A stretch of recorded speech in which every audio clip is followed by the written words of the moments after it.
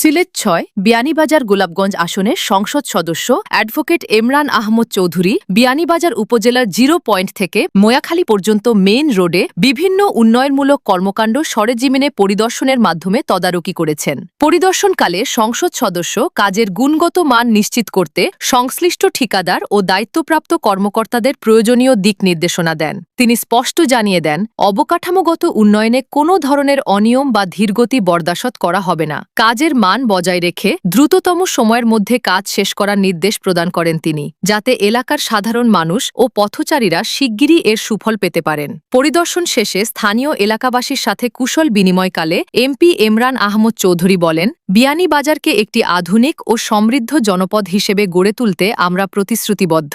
এই অঞ্চলে যোগাযোগ ও অবকাঠামোগত মান উন্নয়নে আমাদের নানামুখী উন্নয়নমূলক প্রকল্প চলমান রয়েছে এবং ভবিষ্যতে আরও নতুন প্রকল্প গ্রহণ করা হবে। আমি নির্বাচনের আগে এই এলাকায় এসেছি, অনেক রাস্তাঘাটে এই রাস্তাটার অবস্থা অত্যন্ত খারাপ ছিল। আমি নির্বাচন হওয়ার আগ থেকেই চেষ্টা করে যাচ্ছিলাম। আমি এক্সিকিউটিভ ইঞ্জিনিয়ারকে বলেছি বা উপজেলা ইঞ্জিনিয়ারকে বলেছি, শেষ পর্যন্ত ওনারা এই প্রজেক্টটা দিয়ে তারপরে এখন মোটামুটি আলহামদুলিল্লাহ আমাদের ঠিকাদারের প্রতিষ্ঠান যিনি আছেন উনি অলি চৌধুরী তিনি কাজ করছেন এবং এই কাজটুকু শুরু হয়েছে এবং আলহামদুলিল্লাহ আমার বিশ্বাস যত তাড়াতাড়ি সম্ভব কাজটুকু শেষ হলে এই এলাকার দীর্ঘদিনের দাবিটুকু পুরো। কারণ মানুষের অনেক কষ্ট হয়েছে, বিশ্বাস করার মতো না, এত কষ্ট হয়েছে। শুধু এখন না, প্রায় 15 থেকে 17 বছর ধরে এই এলাকাটুকু মানুষ ডিপ্রাইভ হয়ে গেছে। শুধু এটা না, এই যে মহিখালীর দিকে রাস্তা, এটা একটা ইউনিব্লক দেওয়া হবে, কাজ হবে।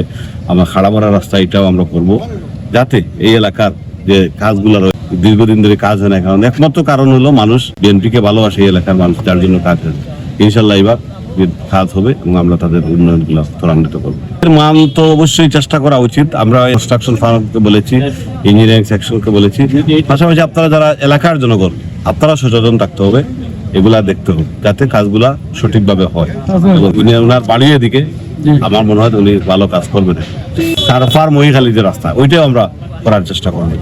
ইতিমধ্যে গজুঘাটা পর্যন্ত রাস্তা আমরা হয়ে গেছে, সারফার থেকে মহিখালী থেকে যেটা গজুঘাটা, এই রাস্তাটাও কাজ হবে।